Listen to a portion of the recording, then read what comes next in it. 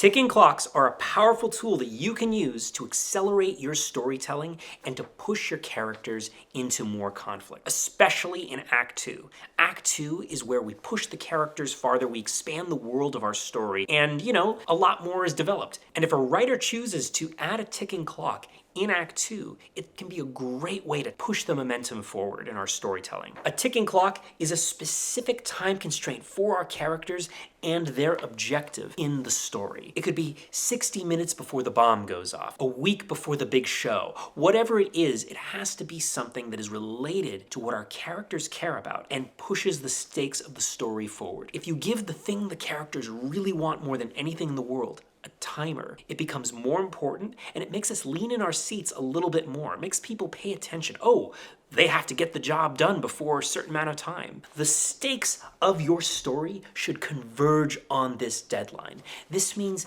your character's greatest wants should be tied directly to the scarcity of this new timer. This is going to connect the audience to your character. It's going to make them care more about the thing they want because, oh my God, they have only a few minutes to achieve it. When you compress time and you give limitation to the character's wants, it tightens the energy of your story and it gives form to everything. In Back to the Future, there's only one way back to the future, and it is to drive the car at a certain speed the moment the lightning strikes the clock tower at a particular time. This means that Marty has to achieve all of his objectives in the story. He has to get his parents back together before the lightning strikes the clock tower. This is a great ticking clock because it's physical, it's specific, and everything the character cares about, his family and his past and his future, has to happen at that moment. He has to achieve everything before the lightning strikes the clock tower. In Titanic, the rising water levels are a fantastic ticking clock that really accelerates the action at the end of Act 2.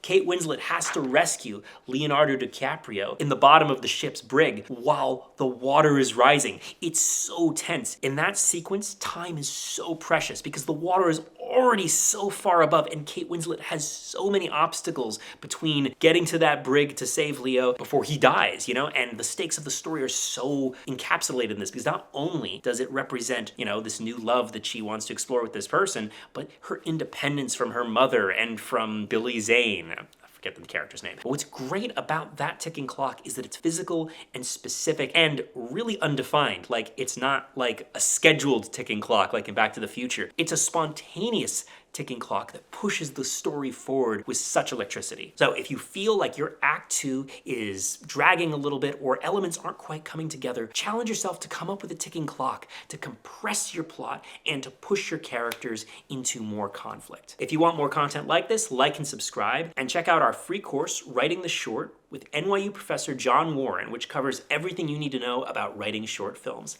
Thanks so much.